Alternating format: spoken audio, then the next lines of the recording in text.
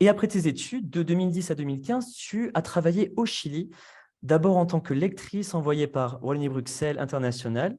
Tu as travaillé à la UMCE, l'Université métropolitaine des sciences de l'éducation, qui forme les professeurs de français ici au Chili, puis à l'Université de Concepción, la UDEC. Et depuis 2016, donc, tu travailles avec nous à l'Institut français du Chili et nous sommes ravis de t'avoir parmi nous. Donc, la présentation se structurera en plusieurs moments. Tu nous parleras d'abord de ce qu'est un francophone et des différentes variations de la langue française, avant de nous parler de décentrement de francophonie et de l'OIF. Nous sommes ravis de t'accueillir, Anne, et nous t'écoutons. Merci Valérian. Alors, merci de m'avoir présenté. Donc, effectivement, moi, je suis un pur produit francophone.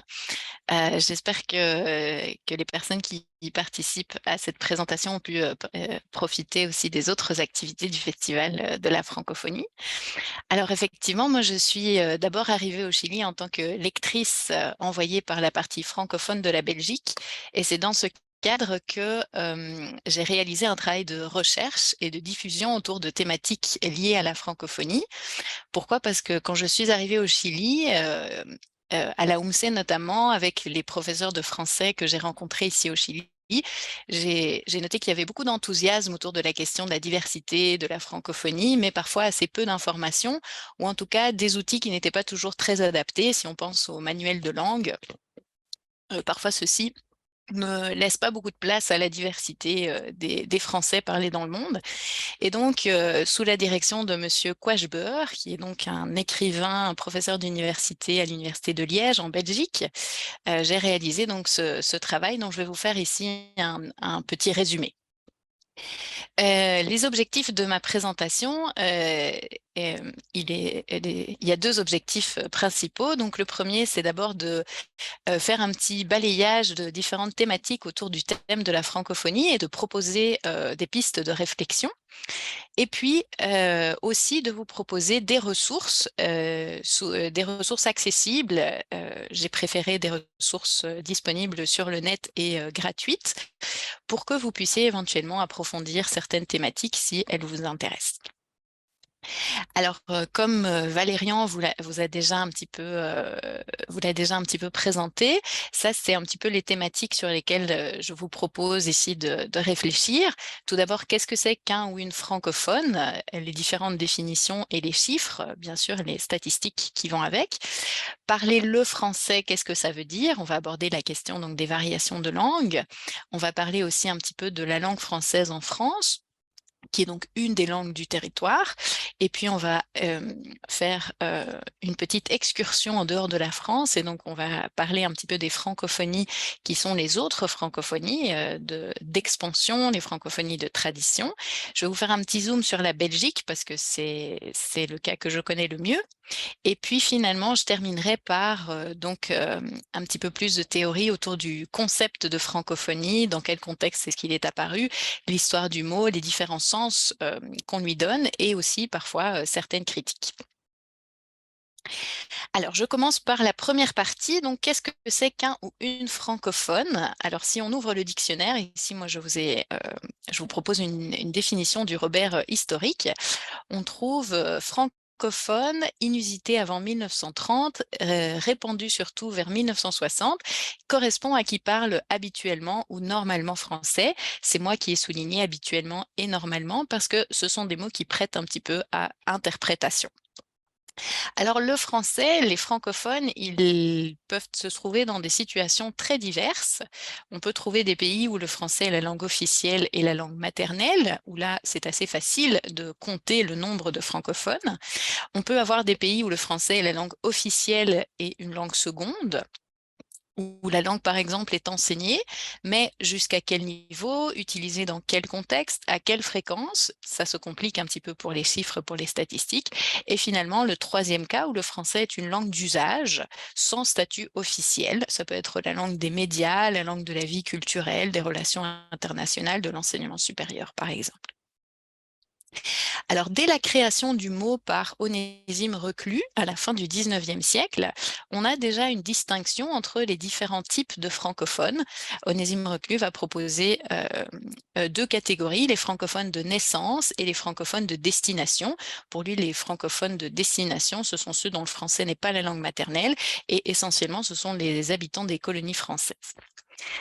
De manière plus précise, aujourd'hui, on a vu apparaître des catégories qui sont basées plutôt sur la fréquence d'usage de la langue et sur la compétence linguistique. Par exemple, Michel Tétu de l'Université de Laval propose de distinguer d'une part les locuteurs-locutrices habituels ou réels, dont le français est la langue maternelle ou d'usage mais qui est pratiquée sans difficulté, les locuteurs ou locutrices occasionnels, dont le français est une langue maternelle peu pratiquée ou acquise et qui est utilisée à l'occasion mais sans être parfaitement maîtrisée.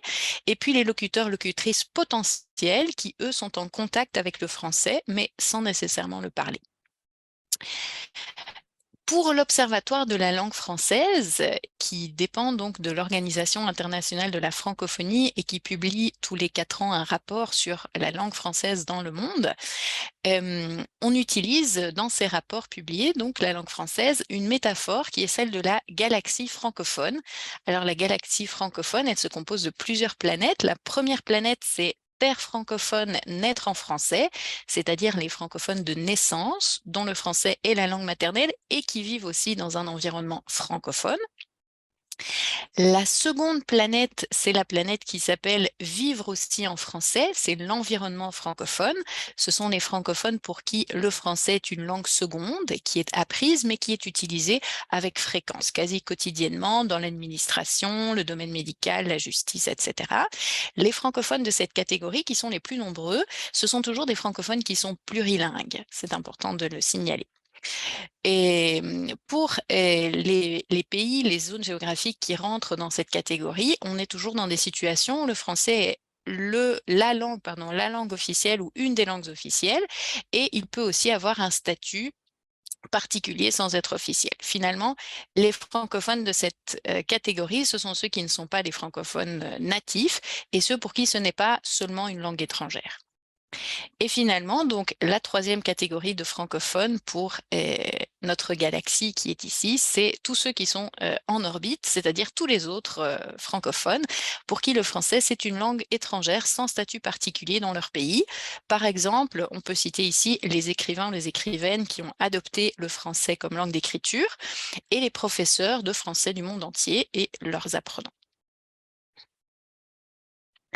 Concrètement, dans le dernier rapport de l'OIF, donc la langue française dans le monde qui est paru en 2022, on nous signale que pour des raisons à la fois méthodologiques, qui imposent une pensée rigoureuse et pragmatique, qui évite de perdre le contact avec la réalité, nous choisissons de distinguer une francophonie du quotidien au sein de la planète naître et ou vivre aussi en français, de celle qui s'exprime dans des environnements où le français est exclusivement une langue étrangère représentée par une autre planète.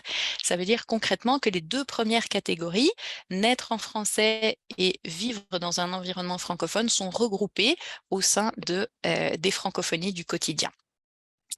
Les francophonies du quotidien, elles sont associées donc à 36 pays, qui sont les pays suivants: l'Algérie, l'Andorre, la Belgique, dont la partie francophone de la Belgique, Wallonie-Bruxelles, le Bénin, le Burkina Faso, le Burundi, le Cameroun, le Canada, les Comores, le Congo, la République démocratique du Congo, la Côte d'Ivoire, Djibouti, la France et les Outre-mer, le Gabon, la Guinée équatoriale, Haïti, le Liban, le Luxembourg, Madagascar, le Mali, le Maroc, Maurice, la Mauritanie, Monaco, le Niger, la République centrafricaine, le Rwanda, le Sénégal, les Seychelles, la Suisse, le Tchad, le Togo, la Tunisie et Vanuatu.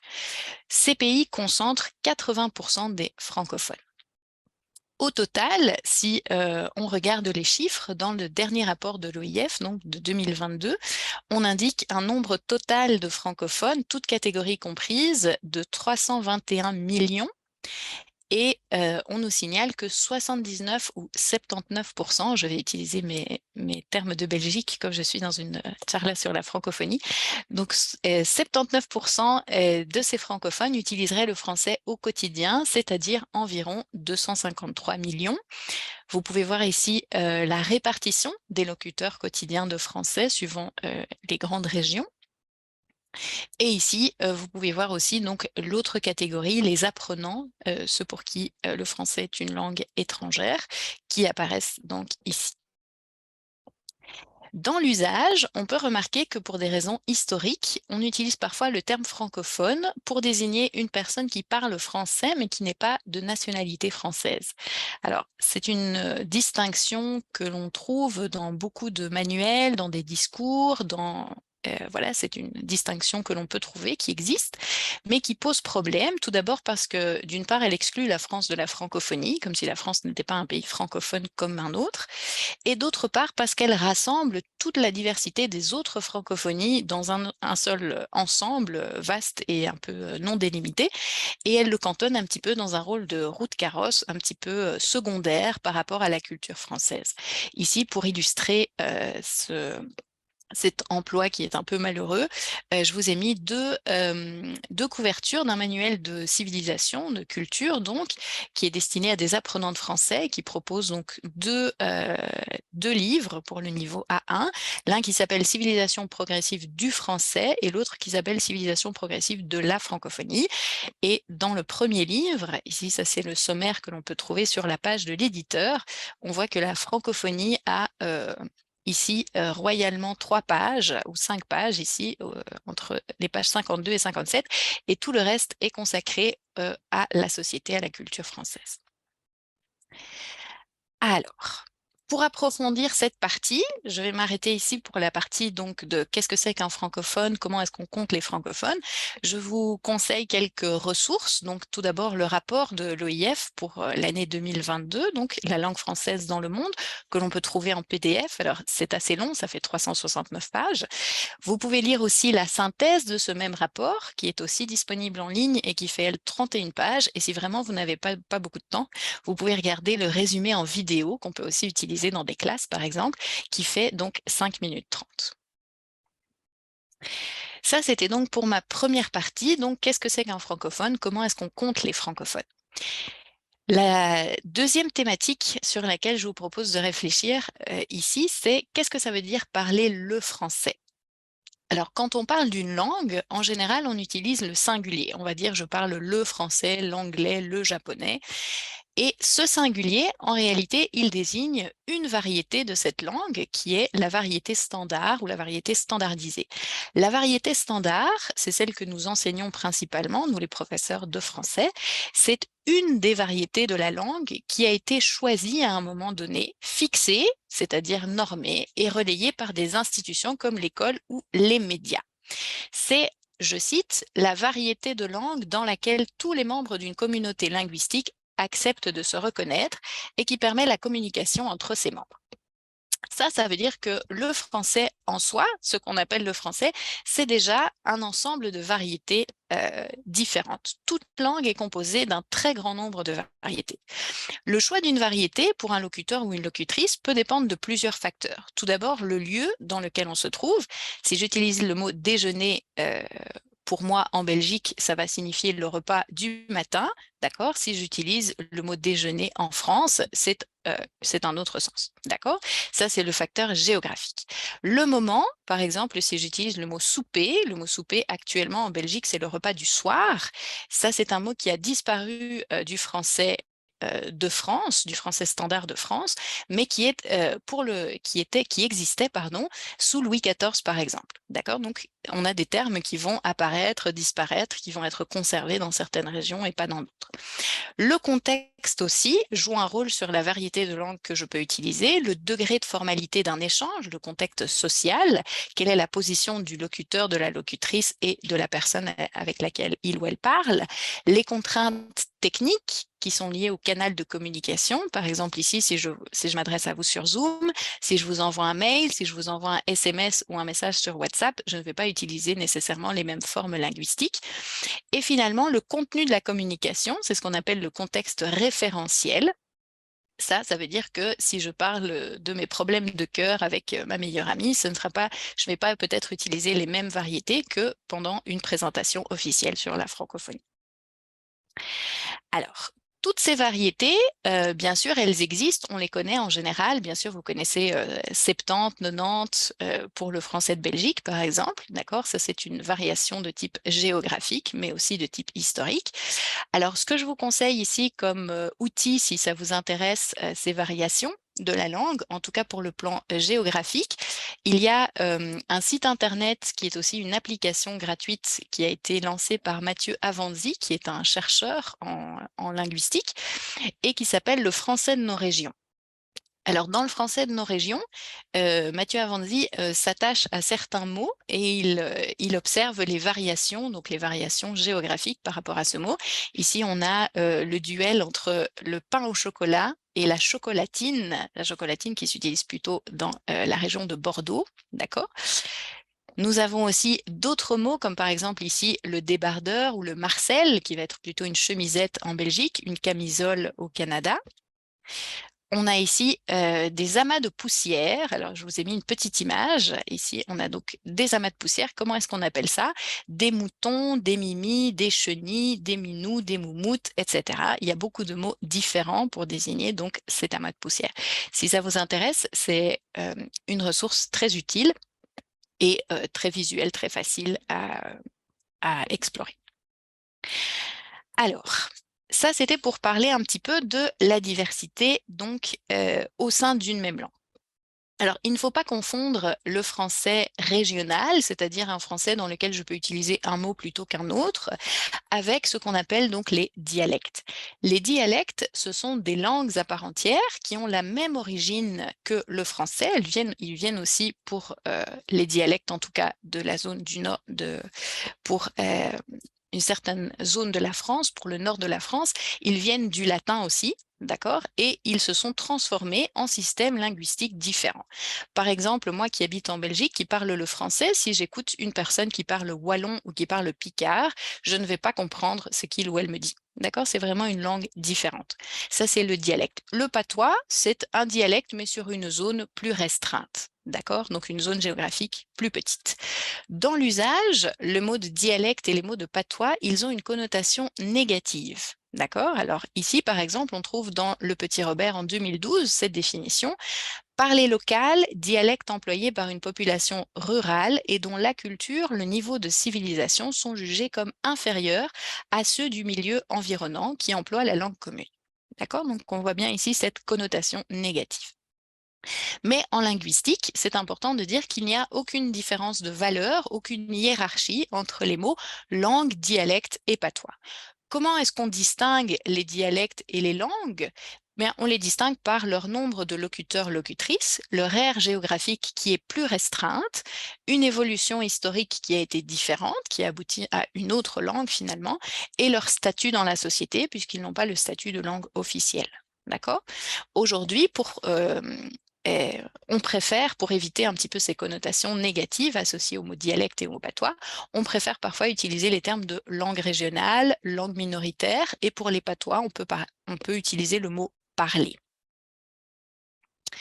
Alors, si ça vous intéresse, ici, les langues régionales, donc ici, les langues régionales, les dialectes que l'on peut trouver sur le territoire français, je vous conseille ici l'Atlas sonore des langues régionales de France, dans laquelle on peut écouter des locuteurs de différentes langues régionales et aussi en français standard, qui vont lire une même histoire dans beaucoup de langues différentes. Alors ici, je vais vous montrer la page donc, de l'Atlas sonore, qui est là. Et donc, on nous dit ici, c'est une même fable d'Ésope qui peut être écoutée et lue en français et en langue régionale en cliquant sur les différents points de la carte. D'accord? Alors, j'attends ici une petite minute que ma carte, voilà, que ma carte se charge. Voilà, et donc, par exemple, ici, si je clique sur, je ne sais pas, je vais cliquer sur, voilà, ici.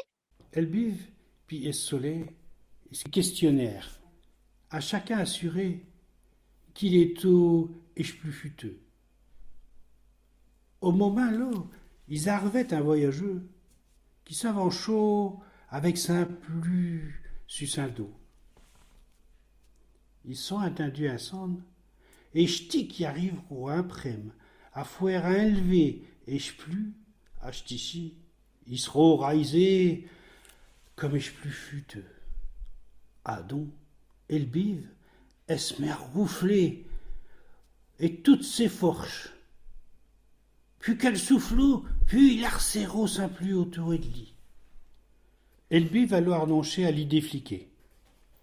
Adon et soleil, il a commencé à darder fort.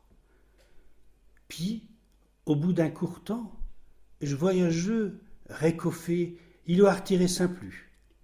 Chauffoué, qu'il bive alors connu, et que cheto est solé, qui est au plus futeux et chedeuse.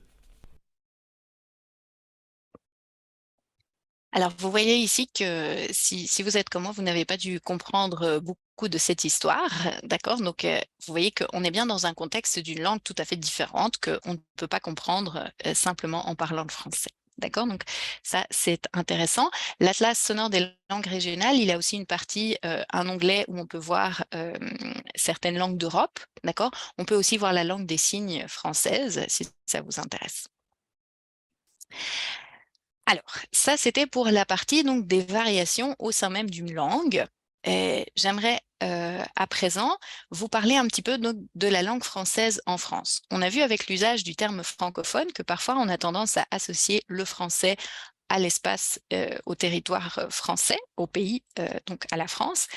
Mais il faut savoir que la langue française en France, c'est une des langues du territoire. D'accord? Donc déjà, actuellement, en France, bien sûr, le français, c'est la langue maternelle de la grande majorité des habitantes du territoire, mais il existe encore des langues régionales d'origine non romane qui ne viennent pas du latin, le breton, le flamand, le lorrain, l'alsacien, le basque. Et il y a aussi des langues régionales romanes, des langues d'oc, des parlers corses, le franco-provençal, des dialectes d'oïl, dont fait partie celui que nous venons d'écouter. Alors, ici, ce qui est important de retenir, c'est que c'est un des dialectes qui est dérivé du latin vulgaire, donc c'est-à-dire le latin oral qui a été apporté essentiellement par les soldats qui ont colonisé la Gaule, d'accord, et qui a été modifié par la langue des Francs qui apparaît au Moyen Âge. D'accord, les langues germaniques des Francs.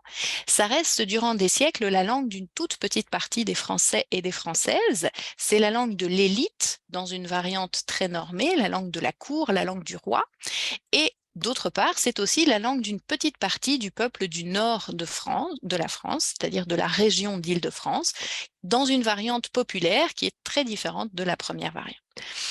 Cette langue, ce français, elle va s'imposer au début du XXe siècle pour des raisons politiques sur les autres dialectes avec qui elle a vécu pendant longtemps en situation de cohabitation.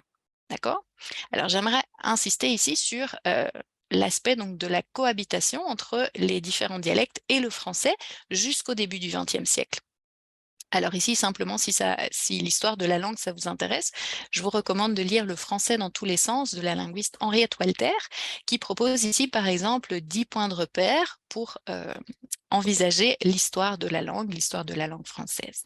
Alors, pour insister donc sur cette situation de cohabitation entre les dialectes et les langues jusqu'au début du XXe siècle, on peut voir par exemple un auteur en 1533, donc au XVIe siècle, qui, dans un traité sur la différence des langues vulgaires et des variétés du langage français, écrit qu'il y a actuellement en France autant de coutumes et de langages humains que de peuples, de régions et de villes.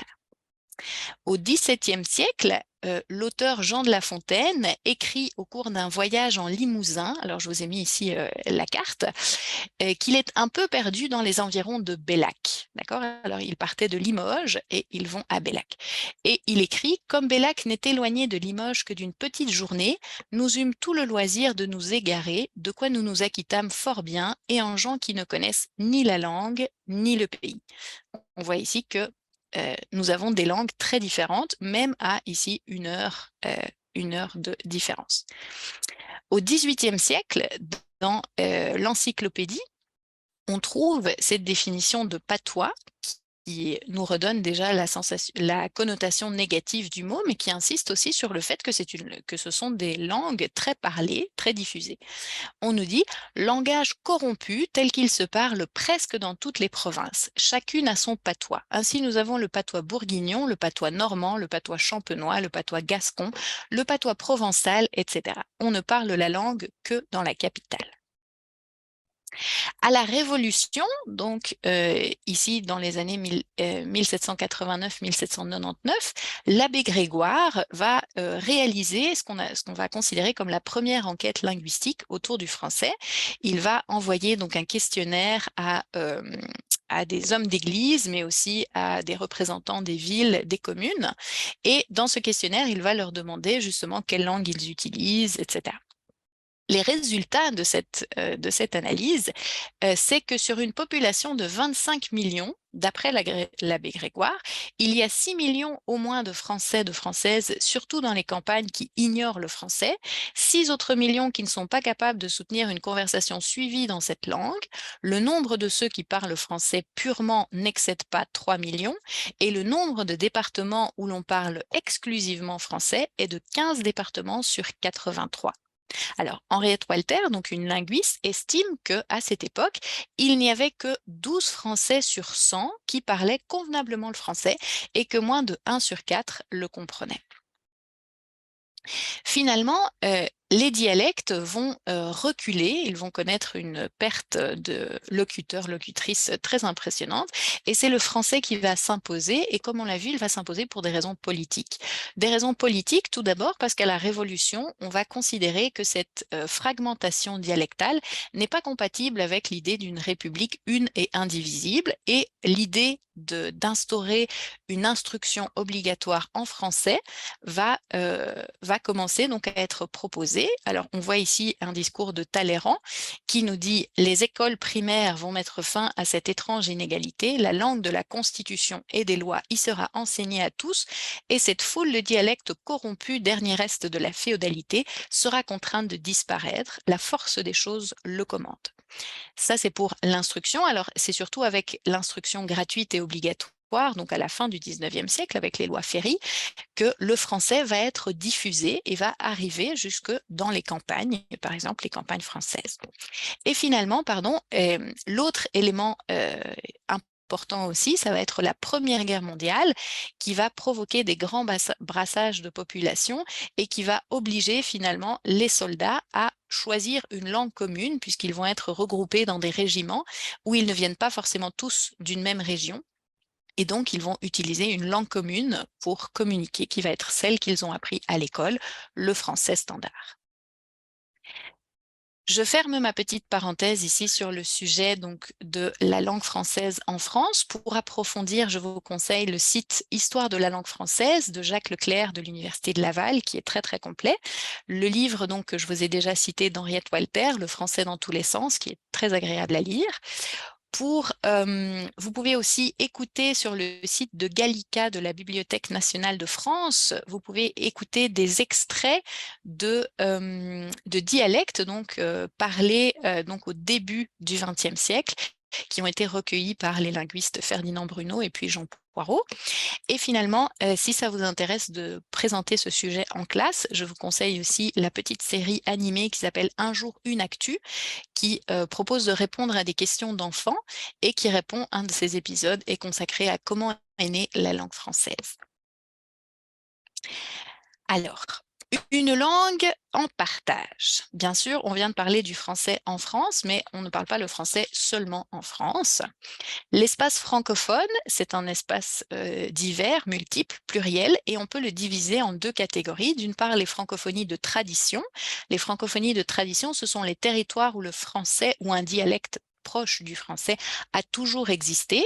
Ces francophonies se trouvent toutes en Europe, ce sont des francophonies européennes. Elles comprennent essentiellement le nord de la France, à l'exception de la Bretagne et de l'Alsace-Lorraine, la Belgique francophone et la Suisse romande. Les francophonies d'expansion, elles, ce sont les territoires où le français s'est imposé sur une ou sur plusieurs autres langues et essentiellement par la colonisation française et belge aussi. Ces territoires, ces francophonies d'expansion, c'est le sud de la France, à partir du XIIIe siècle, le Québec, l'Afrique subsaharienne, le Maghreb, les territoires de l'Empire colonial qui sont restés français. Dans le français dans tous les sens d'Henriette Walter, vous pouvez retrouver une grille qui reprend donc les zones qui ont été les pays qui ont été colonisés, d'accord, et où on parle encore actuellement le français. Pour approfondir sur ces francophonies donc, qui sont hors de France, qui sont peut-être un peu moins faciles à connaître si on ne vient pas de ces zones-là, je vous conseille le dictionnaire des francophones. Alors, le dictionnaire des francophones, ici, je vous propose un extrait de la présentation donc, de ce projet. C'est un dictionnaire collaboratif numérique qui reprend à la fois plusieurs ressources lexicographiques, donc qui fait une synthèse des documents qui existent, par exemple, sur le français de Belgique, certaines variétés en Afrique, etc., et qui les regroupe donc, au sein de ce dictionnaire, et qui a aussi une partie participative, donc on peut aussi proposer de nouveaux mots, de nouveaux termes, pour enrichir ce dictionnaire. L'idée, c'est que ce dictionnaire propose donc de mettre tous les mots du français sur un même pied, d'accord, quelle que soit donc la région ou le registre de langue où ils sont utilisés. Et donc, toutes les variétés du français sont présentées ensemble. Ici, je vous montre un exemple d'une recherche que j'ai faite sur ce dictionnaire des francophones. J'ai cherché le mot dracher, qui est donc un belgicisme, qui signifie donc pleuvoir très fort. Et ici, on peut retrouver donc les différentes définitions, voir que c'est un mot qu'on peut aussi retrouver au Rwanda, par exemple. On peut aussi utiliser comme autre ressource pour découvrir des expressions francophones, les expressions imagées d'Archibald, qui se trouvent sur le site de TV5. Alors, on peut chercher, elles sont regroupées par pays, les expressions suisses, ivoiriennes, congolaises, québécoises, etc. Il y a d'autres pays aussi. Et par exemple, on peut retrouver ici une expression sénégalaise, dalasser, qui signifie crâner, rouler des mécaniques, et qui fait référence à la série américaine Dallas.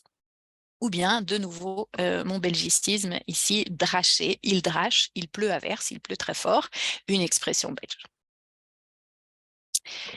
Alors, comme malheureusement, ici, avec le temps qui nous est imparti, on n'a pas le temps de faire le tour de toutes les francophonies qui existent, j'ai choisi de vous présenter, de vous parler un petit peu plus de la Belgique, qui est celle que je connais le mieux. Alors, la Belgique, donc ici, je vous propose une photographie que j'ai faite à la chaussée de Wavre à Bruxelles. Alors ça, c'est une fresque du chat de Philippe Geluck. Et sur cette fresque, on voit des touristes qui s'adressent aux chats, qui leur donnent donc des indications pour trouver justement la fresque sur laquelle ils se trouvent. Et on voit que ces personnes parlent en français, pardon monsieur, en flamand, what is interessant, et en anglais, to visit in Brussels, et que le chat leur répond dans un mélange aussi de langues, dans un melting pot entre du français, du flamand et de l'allemand. Alors, la Belgique, c'est un petit pays situé entre la France, l'Allemagne, le Luxembourg et les Pays-Bas. C'est un pays qui compte 11,5 millions d'habitants actuellement et qui a 3 langues officielles, le français, le néerlandais, que l'on appelle flamand, qui regroupe des variétés régionales de néerlandais, et puis l'allemand. Alors, les régions linguistiques. Depuis les années 70, la réalité linguistique du pays est inscrite dans la Constitution, puisque l'article 4 de la Constitution belge définit 4 grandes régions linguistiques. La région de langue néerlandaise, donc au nord, que vous voyez ici en vert, la région de langue française, qui est ici plutôt en jaune, une région bilingue, qui est la région de Bruxelles, et puis en bleu, à l'est, vous voyez la région de langue allemande. Alors, à l'exception de la région de langue allemande, ces régions, donc la région de langue néerlandaise, de langue française et la région bilingue, forment des zones plus ou moins autonomes dans le pays parce qu'elles ont des organes de représentation politique, elles ont aussi des politiques économiques qui sont différentes, elles ont des systèmes d'enseignement différents et les médias, par exemple les médias d'information, sont aussi différents. Alors, dans le sud de la Belgique, c'est donc une francophonie de tradition. Pourquoi? Parce que depuis l'époque du Moyen-Âge, on y parle des dialectes de base latine, donc d'origine romane, d'accord, et qui ont donné actuellement donc 4 grands dialectes qui sont le picard, le wallon, le lorrain, qu'on appelle aussi le gaumet et ou le champenois. D'accord? Et ici, vous voyez une petite carte avec la répartition de ces dialectes. Alors, un petit peu comme en France, les dialectes sont parlés à l'oral jusqu'à la moitié du XXe siècle. Ils vont aussi s'imposer à cette période. Le français va s'imposer à cette période. Et le français donc, a d'abord servi pour l'écrit. On l'utilise à partir du XIIIe siècle et il s'est imposé durablement au XXe siècle avec l'instruction primaire obligatoire, l'industrialisation accélérée, les brassages de population dus aux grandes guerres et le développement des communications, l'apparition des médias de masse. Aujourd'hui, actuellement, le français, c'est la langue maternelle de la majorité des Wallons, donc des Belges du sud de la Belgique, et il n'existe plus de locuteurs, locutrices ne connaissant pas le français ou qui s'exprimeraient uniquement en dialecte. Ils étaient pourtant majoritaires au XIXe siècle. Alors, il faut distinguer, quand on parle du français de Belgique, deux grandes catégories. D'une part, un français dialectal. Alors, le français dialectal, c'est celui qui est le plus difficile à comprendre parce que c'est un français qui a été modifié en profondeur dans un de ces, ou plusieurs de ces éléments phonétiques, morphosyntaxiques, lexicaux, par l'influence d'un dialecte régional. Et puis, le français marginal, qui lui est le français utilisé en général par les couches moyennes et supérieures de la population et qui ne diffère du français normé qu'au niveau du lexique et ou de la prononciation. Alors, pour illustrer un petit peu ce français de Belgique, je vais vous proposer ici de regarder un petit spot qui était un spot pour justement pour de la communauté française de Belgique, donc qui regroupe les locuteurs, locutrices francophones du Sud et de Bruxelles.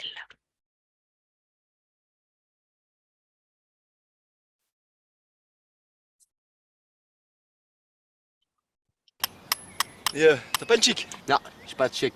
Dans ta bouche, c'est quoi alors? Pas une chic, hein? Ah! Une chiclette. Elle est tombée. Ouais, mais je n'en ai plus. Bah, donne-moi autre chose. Il me reste un bobo. Fous de moi, quoi. C'est pas un bonbon, ça, c'est un biscuit. Ça, c'est un bobo, ça. Ah ouais? Et un cuberdon, c'est quoi? C'est une chic. Une chic? T'as déjà fait des bulles avec un cuberdon, toi? Un spéculoos, c'est quoi? C'est une boule, peut-être? Mais non, c'est pas une boule, c'est plat. Mais c'est toi qui es plat, tu viens d'où? Je viens d'Arleur, moi. À l'heure, ça m'étonne pas, t'y es jamais. Quoi, ça? À l'heure. Et toi, tu viens d'où, toi? Moi, je viens de Koekelberg. De Cook et quoi? Koekelberg! Ah ouais? Eh, Cook, c'est pas un biscuit, ça, peut-être? Non, peut-être. Eh? Oh, oufti. Oh, c'est top, dis. Toi?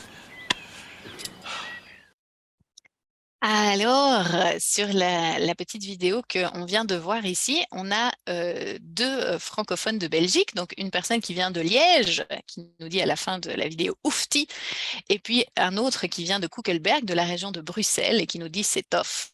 Et ça, ce sont deux expressions pour dire « c'est chouette »,« waouh »,« c'est impressionnant ». D'accord? Donc ici, simplement quelques Français de Belgique qui peuvent aussi varier d'une région à une autre. Alors, en général, le français de Belgique, on trouve des modifications. Donc, sur le plan du lexique, on trouve des belgicismes, par exemple ce qu'on appelle des statalismes, des termes propres à la Belgique et qui ne s'utilisent pas ailleurs. Par exemple, école gardienne pour école maternelle, le bourgmestre pour le maire, le minerval qui sont les droits d'inscription à l'université, le cote qui signifie une chambre d'étudiants. D'accord, ça, ce sont des statalismes. On trouve aussi des mots qui sont liés à une autre réalité, par exemple les nafteurs. Les nafteurs, ce sont les travailleurs qui vont tous les matins, qui habitent donc dans la région du Sud ou dans la région du Nord, qui vont tous les matins travailler à Bruxelles et donc qui prennent le train pour y aller. Des archaïsmes, on peut aussi trouver souper, dont je vous ai déjà parlé, 70 et 90 aussi, qui apparaissent condamnés au XVIIe siècle par les représentants de l'Académie française, par exemple, qui sont aussi donc des termes qui existaient avant en français de France, mais qui ont disparu. Des interférences aussi avec les langues régionales, des dialectes romans ou des germaniques qui diffèrent selon les régions, comme ici on a vu donc deux personnes qui utilisent parfois des mots différents pour parler du biscuit, du bonbon, etc. Pour illustrer ces belgicismes, actuellement, nous avons la chanteuse Angèle, dont les titres d'albums reprennent des termes spécifiques du français de Belgique. Par exemple, on a Brol en 2018. Brol, c'est un désordre, un certain désordre en français de Belgique. Et puis son 95 tours, donc qui serait ici le 95 tours. On a aussi des différences au niveau de la prononciation, donc ce qu'on appelle les accents belges, ce qu'on peut entendre en Wallonie ou à Bruxelles, d'accord? Eh bien, ces accents, en quoi est-ce qu'ils diffèrent du français, de celui du français standard? Eh bien, certains traits, ce sont encore des traits qui ont disparu de ce français standard, des archaïsmes, ou bien des interférences avec la langue régionale. Par exemple, en français de Belgique, on conserve les 4 nasales différentes, d'accord? Donc, on fait encore la différence entre le 1 et le 1, d'accord? Et on allonge certaines voyelles pour faire la différence entre des homonymes ou entre le masculin et le féminin. Par exemple, des pattes versus des pattes, d'accord? On fait la différence. La prononciation du groupe UI, d'accord? En français standard, on prononce UI, et en français de Belgique, on prononce oui, d'accord? Donc, on va dire plutôt de l'huile, oui, au lieu de l'huile, oui. La nasalisation des voyelles orales devant une consonne nasale, par exemple ici le mot reine, quand en français standard on prononce reine sans nasale, en français de Belgique on va le prononcer reine. Alors, une autre caractéristique du français de Belgique, c'est une certaine insécurité linguistique, c'est-à-dire l'idée que pour les locuteurs, les locutrices des Français de Belgique, la variation de Belgique est considérée comme moins légitime que celle de France. D'accord? Donc ça, c'est une certaine insécurité linguistique. Et aussi, ce qui est un petit peu intéressant dans le panorama, c'est qu'il y a actuellement une certaine revalorisation des dialectes qui ont perdu presque toutes leurs locuteurs, locutrices, mais qui sont reconnus depuis les années 90 comme des langues endogènes régionales par un décret de la communauté française de Belgique et qui sont de plus en plus visibles. Par exemple, on publie des dictionnaires français dialectes, on fait des traductions, on peut écouter des chansons, par exemple. Ici, un exemple de la valorisation des dialectes en Belgique, c'est cet album de Tintin qui s'appelle donc Les bijoux de la Castafiore en français standard et qui a été traduit donc en wallon, en picard et dans d'autres dialectes régionaux, l'émeraude d'Al Castafiore et l'épinderlo del Castafiore. On a aussi, donc, comme je vous disais, des chansons en dialecte. Alors ici, nous avons par exemple William Dunker, d'accord, qui est un chanteur belge et qui chante ses chansons en wallon. Alors ici, je vous fais écouter le début.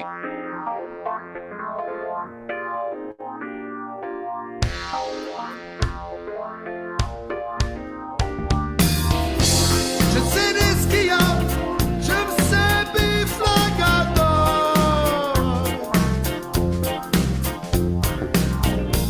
Je sais des skieurs, j'ai jamais sti comme ça. J'ai des sentiers, tout des seuls tout des seuls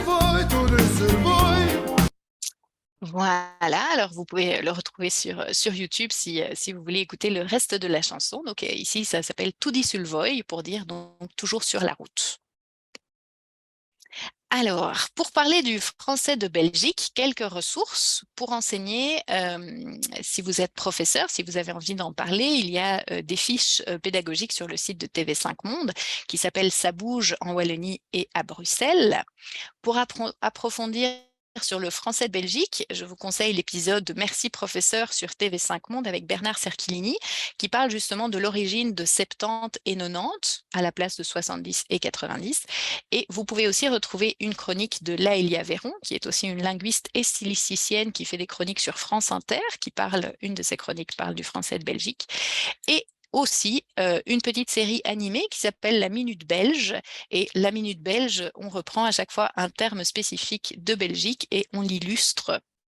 Voilà, c'est très, très rigolo, c'est très, très sympa à regarder. Vous pouvez aussi, bien sûr, écouter des artistes francophones. En ce moment, sur la scène de la chanson, les Belges sont très présents avec Angèle, Stromae, Loes and the Yakuza, etc. Alors, j'en arrive à ma dernière partie ici, donc le mot francophonie. Le mot francophonie. L'inventeur du mot francophonie, c'est celui qui a aussi inventé le mot francophone, c'est Onésime Reclus, qui est un géographe français. Alors, c'est le premier de sa discipline qui propose un regroupement des peuples sur une base linguistique. D'accord ? Le concept francophonie, ce qui est important à retenir, c'est qu'il apparaît donc en 1880 dans un ouvrage qui s'appelle France, Algérie et colonies. Et comme son nom l'indique, il s'inscrit dans une perspective complètement colonialiste. Ce terme de francophonie va être très peu utilisé jusqu'aux années 60 et aux indépendances. Il va revivre sous la plume de différents auteurs dans un numéro de la revue Esprit en 1962 qui est consacré aux Français langue vivante. Et parmi ces auteurs qui vont se réclamer, donc qui vont reprendre ce terme, réinvestir ce terme de francophonie, on trouve des hommes politiques comme Léopold Sédar Senghor, le premier président du Sénégal, Amani Diori, premier président de la République du Niger, et Habib Bourguiba, premier président tunisien, qui tous les trois appelaient de leur vœu la constitution d'une communauté francophone. Alors ici, un petit extrait de l'article de Léopold Sédar Senghor qui s'appelait « Le français, langue de culture », qui nous dit « Au moment que par totalisation et socialisation se construit la civilisation de l'universel, il est d'un mot question de nous servir de ce merveilleux outil trouvé dans les décombres du régime colonial, de cet outil qu'est la langue française. La francophonie, c'est cet humanisme intégral qui se tisse autour de la Terre, cette symbiose des énergies dormantes de tous les continents, de toutes les races, qui se réveillent à leur chaleur complémentaire. La France, me disait un délégué du FLN, c'est vous, c'est moi, c'est la culture française. Renversons la proposition pour être complet. La négritude, l'arabisme, c'est aussi vous, Français de l'Hexagone. Nos valeurs font battre maintenant les livres que vous lisez, la langue que vous parlez, le français, soleil qui brille hors de l'Hexagone. Alors, le terme de francophonie, donc, qui a été réinvesti à partir des années 60, il possède aujourd'hui plusieurs sens. Il possède un sens linguistique, c'est l'ensemble des personnes qui parlent français, un sens géographique, puisque c'est l'ensemble des peuples et des hommes, des personnes dont la langue maternelle officielle, courante ou administrative est le français, un sens plus spirituel, le sentiment d'appartenir à une même communauté, cette solidarité qui naît du partage de valeurs communes aux divers individus et communautés francophones, et puis un sens institutionnel, l'ensemble des associations et des organisations publiques et privées, éventuellement une communauté plus vaste de concertation et de coopération. Alors justement, quand on parle de la francophonie institutionnelle, on parle principalement de l'Organisation internationale de la francophonie. Alors, l'Organisation internationale de la francophonie, elle a été créée en 1970 sous le nom d'Agence de coopération culturelle et technique, notamment sous l'impulsion des chefs d'État, donc Senghor, Diori, Bourguiba et Sihanouk aussi du Cambodge, qui rassemblaient au départ 21 gouvernements et dont le but n'était pas spécialement la défense du français en particulier, mais plutôt celle des cultures et des langues des pays membres. En 1998, l'agence va changer de nom et va devenir l'Agence intergouvernementale de la francophonie. Puis finalement, en 2005, elle devient l'Organisation internationale de la francophonie. Elle rassemble aujourd'hui 88 États et gouvernements et ces États et gouvernements se rassemblent une fois tous les 2 ans pour les sommets de la francophonie. L'OIF, c'est avant tout un acteur politique sur la scène internationale. Elle a d'ailleurs le statut d'observateur à l'ONU. Vous pouvez trouver sur le site de l'OIF la liste des membres, les membres de plein droit, les membres associés, les membres observateurs. Des cartes, bien sûr, comme celle-ci. Alors, des cartes dont il faut parfois un peu se méfier parce que l'OIF, c'est une organisation politique. Alors, on peut voir, par exemple, que sur ces cartes, on voit l'Argentine, on voit le Mexique, qui ne sont pas des pays linguistiques, francophones sur le plan linguistique, mais qui se sont associés donc à cette organisation. On voit aussi que des pays qui sont francophones ou qui ont un rapport spécifique avec le français, comme l'Algérie, ne font pas partie de l'OIF. D'accord ? Donc, il faut faire attention à ne pas confondre les cartes et à bien distinguer les différents sens du mot francophonie. Alors, pour finir, quelques critiques autour de la francophonie. Tout d'abord, on a pu critiquer le mot francophonie parce que c'est un concept qui est finalement assez flou, qui regroupe des réalités très différentes. On a aussi critiqué la francophonie parce qu'on a vu dans cette francophonie un outil visant à maintenir les anciennes colonies françaises dans un lien de domination linguistique et culturelle avec la métropole. D'autres auteurs, dont François Provenzano, ont critiqué la place prépondérante de la France et de sa vision de la langue et de la culture au sein de l'OIF, par exemple, ce qu'il a appelé la francodoxie. Et finalement, on a aussi d'autres chercheurs qui ont souligné le militantisme parfois extrême du mouvement politique et associatif, où on nous dit ici que c'est John Christian Sanaker, dans la francophonie, une introduction critique, qui nous dit donc, en lisant les différentes introductions à la francophonie, on est frappé par le côté militant du mouvement politique et associatif. Chez beaucoup de ces porte-paroles domine un vocabulaire de combat, de guerre. Chez certains, on sent une conviction frôlant un dévouement religieux. Ils luttent pour une cause contre un ennemi. Un des militants les plus marquants, etc. Et là, on donne un exemple avec un ancien secrétaire général du Haut Conseil de la francophonie qui parle de foi en la francophonie, qui parle donc d'adversaires qu'il a, etc. Pour approfondir, si ça vous intéresse, les critiques à la francophonie, je vous conseille la lettre ouverte à Emmanuel Macron, qui a été écrite et publiée sur le site du Nouvel Observateur en 2018, d'un écrivain, donc Alain Mabancou, qui refuse dans cette lettre de participer à un projet de réflexion sur la langue et la francophonie, auquel l'avait invité Emmanuel Macron, et qui argumente sa position justement en critiquant cette vision, ce terme de francophonie.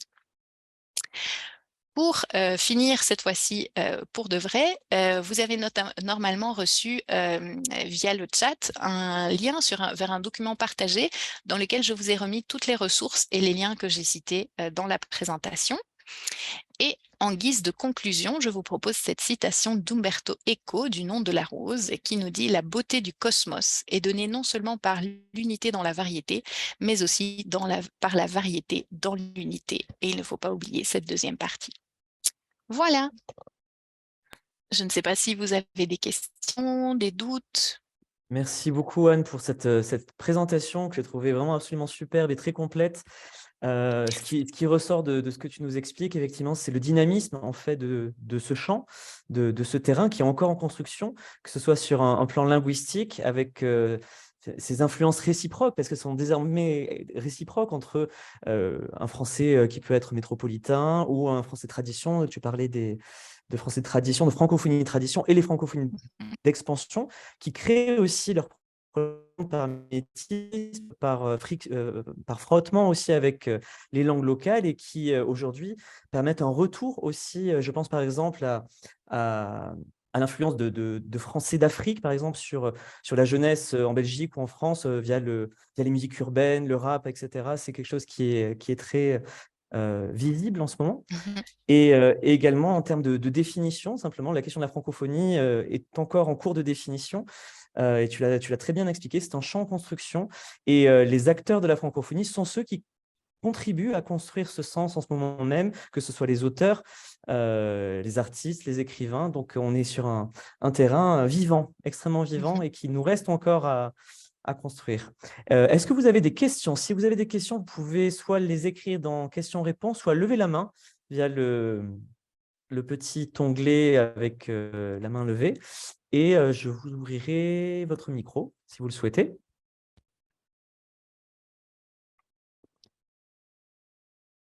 Donc, pas de questions a priori. Donc, en même temps, ta présentation était vraiment riche et complète. Merci beaucoup, Anne. Donc, je vous rappelle que nous présentons dans le cadre du festival un second événement en ligne mardi à 13h.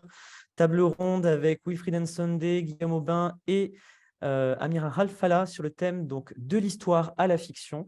On parlera de sources historiques, de recherche, de création, de réalisme magique, peut-être aussi de fictionnalisation de l'histoire. Donc, nous vous attendons nombreux sur cet événement et puis sur tous les événements qui s'ouvriront donc la deuxième semaine également de ce festival de la francophonie. Encore un grand merci à toi, Anne. À très bientôt. Avec plaisir. Merci beaucoup. Au revoir. Au revoir.